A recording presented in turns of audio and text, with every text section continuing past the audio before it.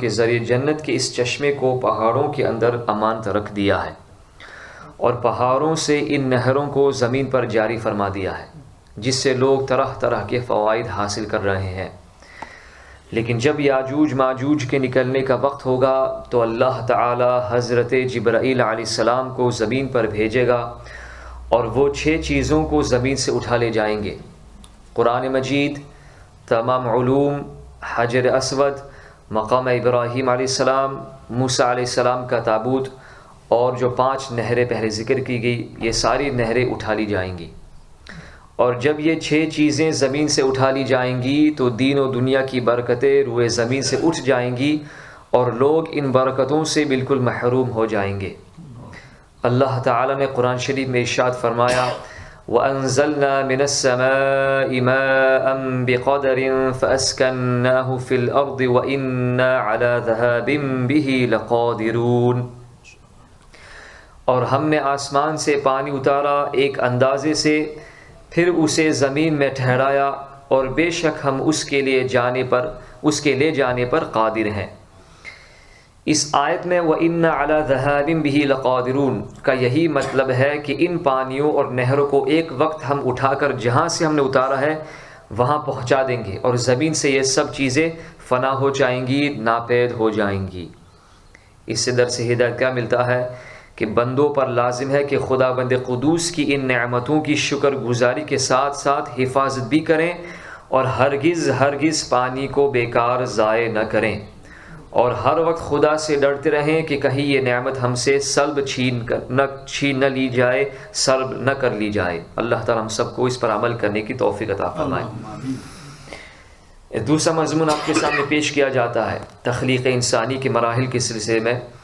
کہ اللہ تعالی بڑا قادر و قیوم ہے۔ اگر وہ چاہے تو ایک لمحے میں ہزاروں انسانوں کو پیدا فرما دے ایک ہی وقت میں، مگر وہ قادر مطلق اپنی قدرت کاملہ کے باوجود اپنی حکمت کاملہ سے انسانوں کو بتدریج گریجولی شرف وجود بخشتا ہے۔ چنانچہ نطفہ ماں کی بچہ دانی میں پہنچ کر طرح طرح کی کیفیات اور قسم قسم کے تغیرات سے ایک خاص قسم کا مزاج حاصل کر کے جمع ہوا خون بن جاتا ہے۔ پھر وہ جمع ہوا خون گوشت کی ایک بوٹی بن جاتا ہے، پھر گوشت کی بوٹی ہڈیاں بن جاتی ہیں، پھر ان ہڈیوں پر گوشت چڑھ جاتا ہے اور پورا جسم تیار ہو جاتا ہے۔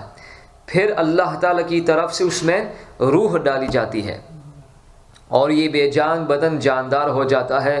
اور اس میں نطق اور سمع بصر وغیرہ کی مختلف طاقتیں ودیت رکھی جاتی ہیں۔ پھر ماں اس بچے کو جنتی ہے۔ اس طرح مختلف منازل و مراحل کو طے کر کے ایک انسان بتدریج عالم وجود میں آتا ہے۔ اللہ تعالیٰ نے تخلیق انسانی کے ان مراحل کا نقشہ ان الفاظ میں بیان فرمایا: ثم جعلناه نطفة في قرار مكين ثم خلقنا النطفة علقة فخلقنا العلقة مضغة فخلقنا المضغة عظاما فكسونا العظام لحما ثم انشأناه خلقا آخر فتبارك الله احسن الخالقین۔ پھر ہم نے انسان کو ایک پانی کی بوند بنایا ایک مضبوط ٹھہراؤ یعنی بچہ دانی میں، پھر ہم نے اس پانی کی بوند کو جمع ہوا خون بنا دیا، پھر جمے ہوئے خون کو گوشت کی بوٹی بنا دیا،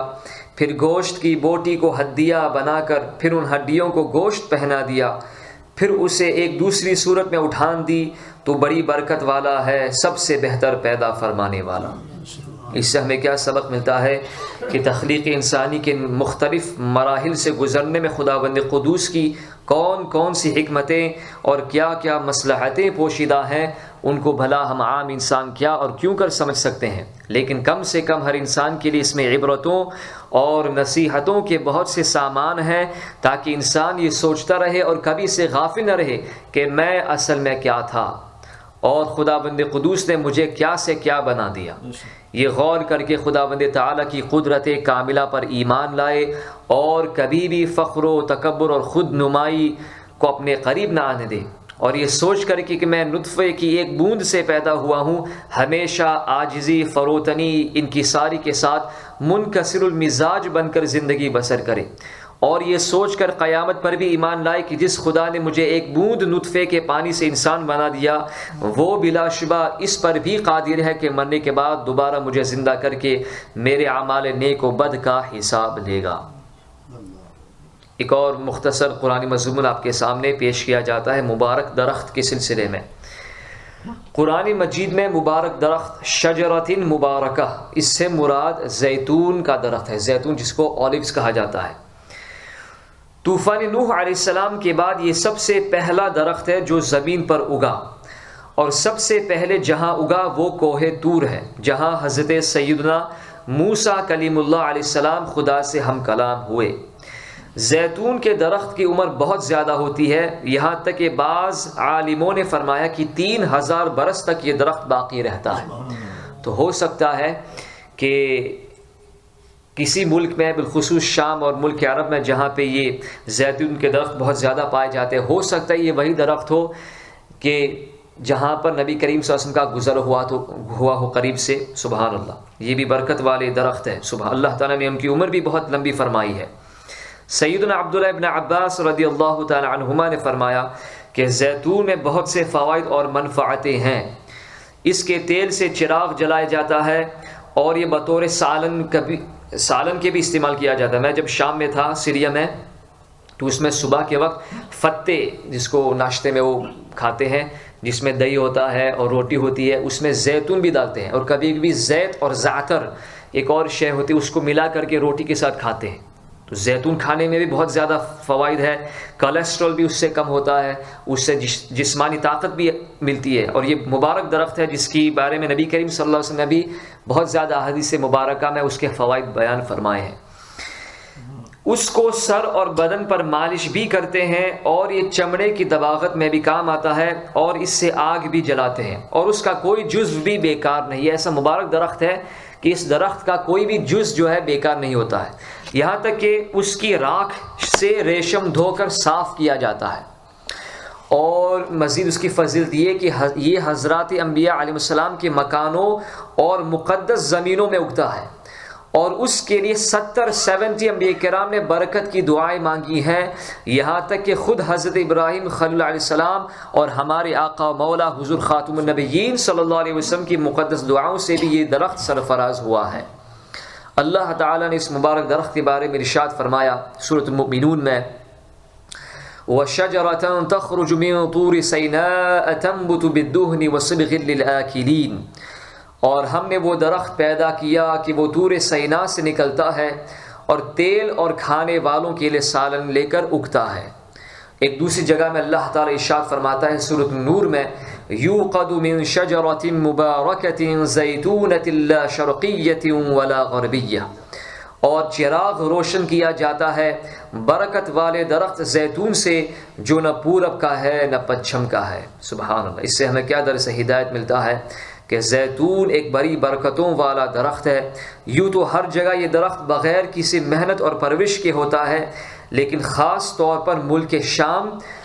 شام سے مراد سیریا ہو گیا، جوردن ہے، لیبنن ہے، پالستائن، بالخصوص پالستائن میں بہت زیادہ یہ زیتون کے درخت اگتے ہیں، اور عام طور پر ملک عرب میں بکثرت پایا جاتا ہے، اور ان مقامات پر اس کا تیل بھی لوگ کثرت سے استعمال کرتے ہیں، یہاں تک کہ مکہ مکرمہ میں گوشت اور مچھلی بھی اسی تیل میں تل کر لوگ کھاتے ہیں۔ پتہ نہیں اس زمانے میں ہوتا تھا، اس زمانے میں پتہ نہیں کیا ہوتا ہے، کون سا تیل استعمال کیا جاتا ہے۔ اس کے تیل کو عربی میں زیت کہتے ہیں، اور یہ تیل بیچنے والے کو زیات کہلاتا ہے۔ اگر مل سکے تو مسلمانوں کو چاہیے کہ تبرکاً اس کا استعمال کریں، کیونکہ قرآن میں اس